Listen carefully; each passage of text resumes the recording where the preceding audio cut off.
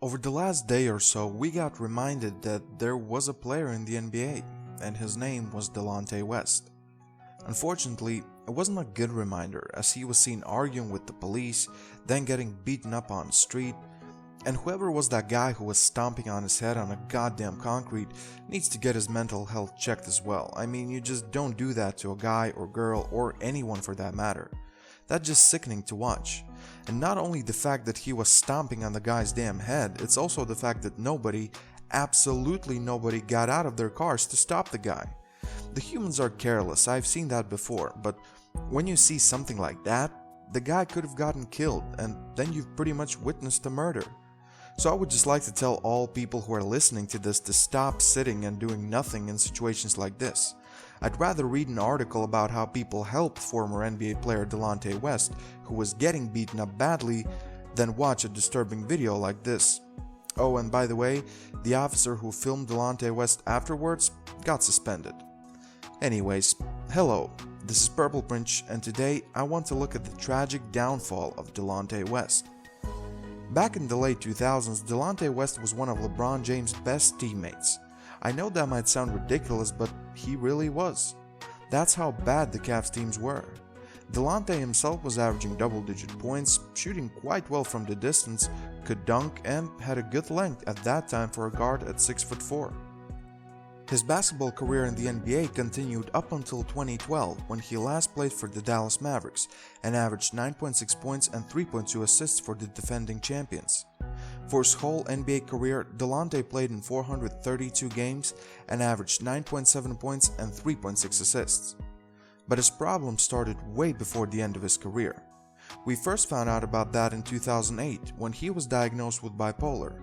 A month before being diagnosed as bipolar, West had an outrage at a high school referee who was officiating Cleveland's scrimmage.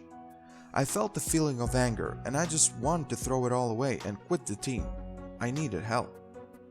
While acknowledging the problem at the beginning, West later disputed it, saying that his problems were a mix of a temporary depression and the fast lifestyle of a basketball player. Just a year later, in 2009, West was pulled over for a traffic violation, and the police officers found that West had 3 guns with him. He later pleaded guilty to traffic and weapons charges and was sentenced to an unsupervised probation, 40 hours of community service, and psychological counseling. One of the biggest black marks while still playing basketball happened in 2010, during the final season of LeBron James' first stint in Cleveland. During a playoff run, the rumors of Delonte West sleeping with LeBron James' mother came to light, and quite possibly that was one of the reasons why Cleveland chemistry was so off in their loss to Boston. In the first 3 games, LeBron shot 54.1% from the field, and in the last 3, just 34%. Delonte West was also pretty bad, and LeBron reportedly found out about the situation before Game 4, which is exactly when the slump started. Eventually, LeBron left Cleveland and West's playing time decreased, so there could have been something to those rumors. Never mind the turmoil he caused on his team, in his personal life, it wasn't all roses either. West's first marriage ended in divorce, also in 2010. During the NBA lockout, West worked at a furniture store and posted his Home Depot application on his Twitter. He also posted how he spent a winter in a house with no heat with his second wife. He got another chance in the NBA with the Dallas Mavericks in 2012, but was waived after being suspended twice for conduct detrimental to the team. He played some more ball in the D-League in China, but that comeback ended on April 2, 2015 with a season-ending injury. While still playing the D-League, Washington Post made a profile on him, The Fall and Rise of Delonte West. There he opened a bit about his history of suicide attempts and current financial struggles, as well as talked a bit about being bipolar. I am bipolar, just like the rest of us in the world. So bipolar is defined as something sad happens, you're sad. Something happy happens, you're happy. I think pretty much everyone in the world is like that. Now, there's different levels. How long do you stay sad? How does it affect your behavior? How do you handle these emotions? His demons once again surfaced in 2016, when a fan spotted him wandering around a parking lot without shoes.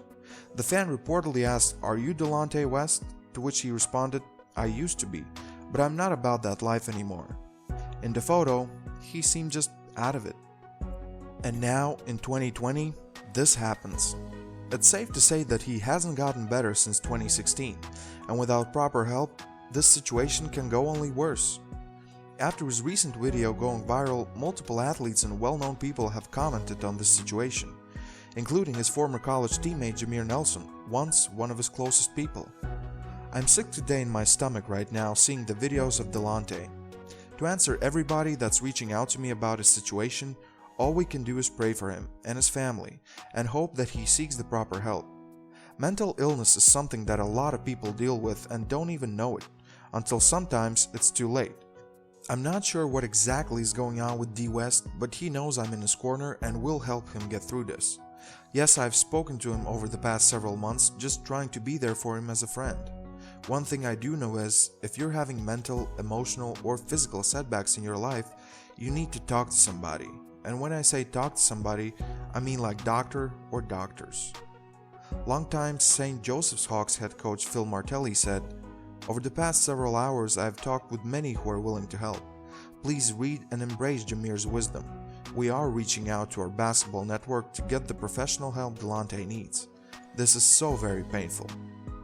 With his concerning condition, the NBA Players Union has announced helping West to find a new home and providing financial levity to the former athlete.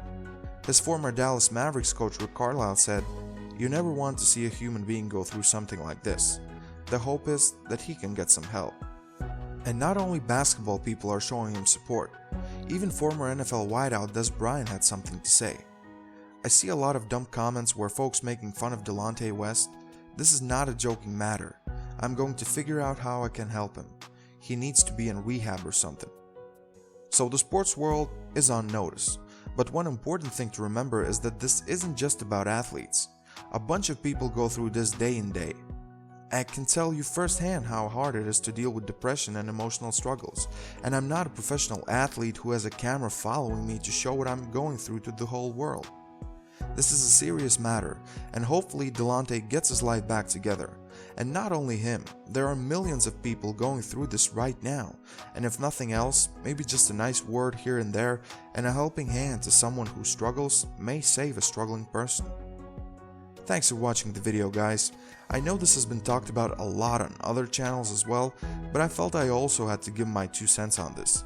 Make sure to leave a like and share this video to get the message out there. I'll be very happy if you consider subscribing to my YouTube channel so we can build a large, healthy community over here as well. Thanks again for everything. This is Purple Prince, and I'm out.